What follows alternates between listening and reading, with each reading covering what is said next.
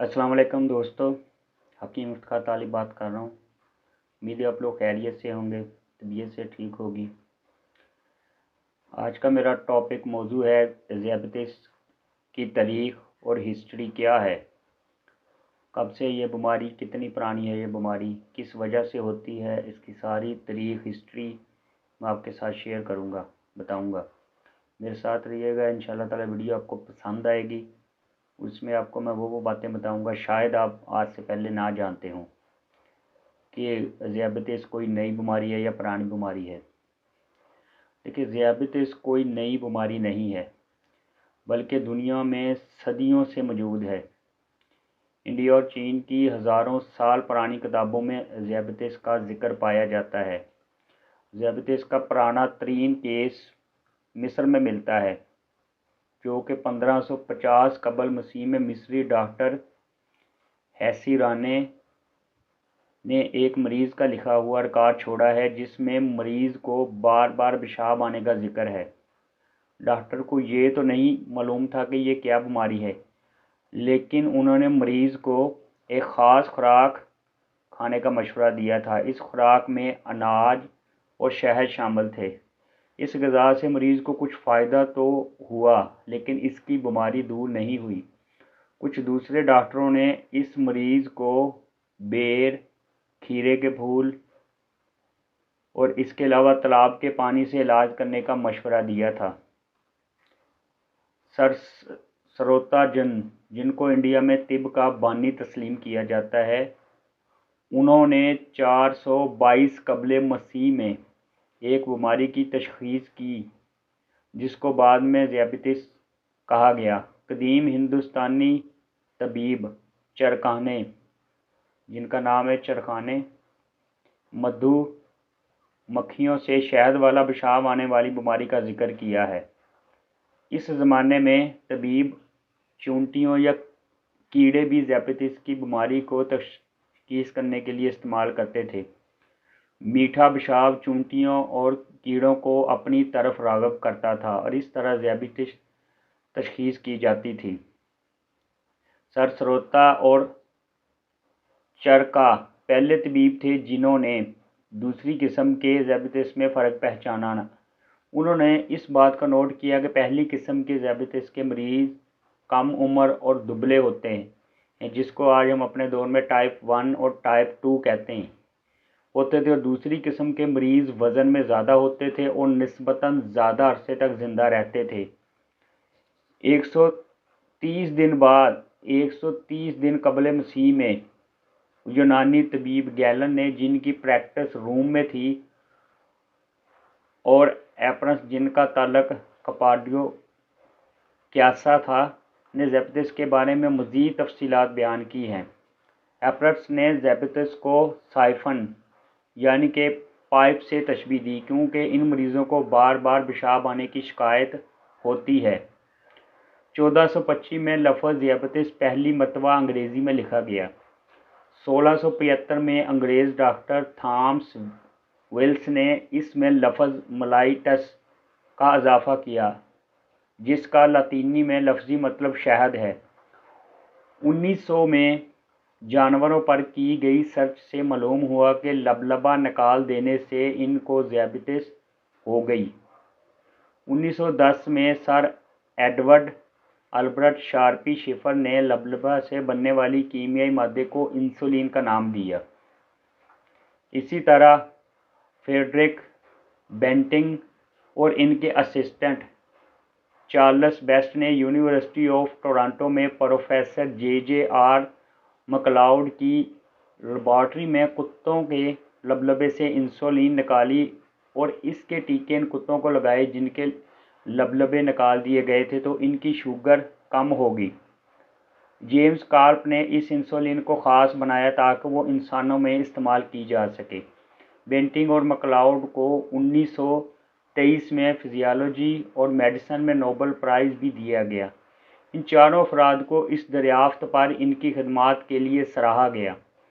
1922 में पहले ज़ियादतीस के मरीज़ का इंसुलिन के टीके से इलाज किया गया। 1942 में पहली मुंह से ली जाने वाली ज़ियादतीस की दवा ईजाद हुई। पुराने ज़माने में लोग ज़ियापतीस को गोश्त गलाने वाली यानी गोश्त को पिघलाने वाली बीमारी के नाम से भी पुकारते थे, जैसा कि आप ज़ियापतीस की तारीख से अंदाज़ा लगा सकते हैं। 20वीं सदी तक ज़ियापतीस कोई ठोस इलाज दरियाफ्त नहीं हुआ था। 1921 में इंसुलिन की ईजाद हुई।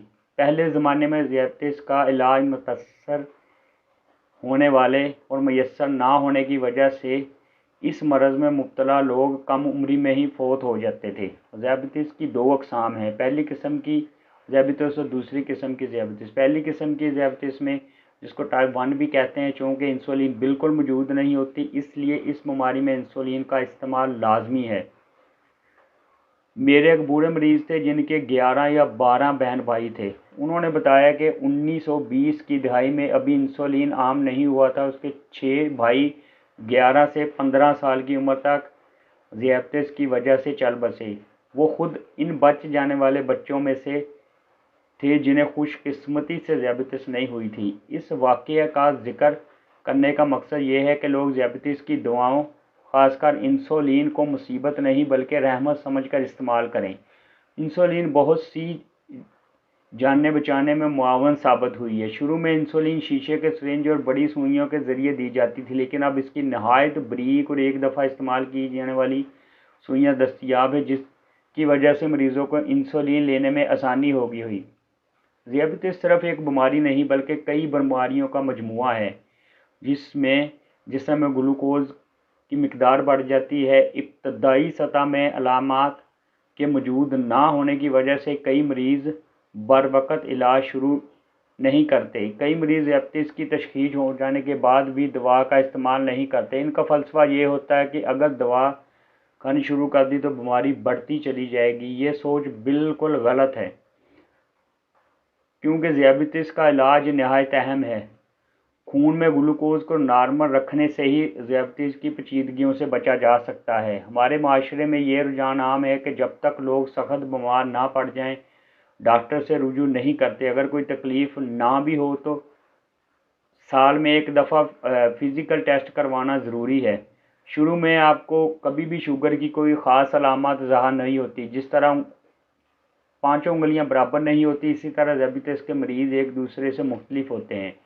ज़ियापतीस की पेचीदगियों में दिल के दौरे, फालज, अंधापन, गुर्दों का फेल हो जाना, नसों की बीमारी, पैरों में नासूर जो अक्सर पैर कटने का बायस बनते हैं, शामिल है। ज़ियापतीस पूरी दुनिया में तेज़ी से फैल रहा है। इस वक्त दुनिया में ज़ियापतीस के मरीज़ों की तादाद 300 मिलियन से तजावुज़ कर गई है, जिसकी एक अहम वजह है कि इंसान के ज़िंदगी गुजारने के तौर तरीके तब्दील हो रहे हैं। कदीम ज़माने का इंसान फल जमा करके, जानवरों का शिकार करके और फिर वक़्त के साथ काश्तकारी करके अपना और अपने ख़ानदान का पेट पालता था। जदीद दौर के इंसानों के पास ग़िज़ा की फरावानी और जिस्मानी मशक्क़त से बचाने वाली मशीनों और सवारियों की मौजूदगी ने नए नए मसाइल पैदा करती हैं। ज़ियापतीस और मोटापा इन मसाइल में शामिल है।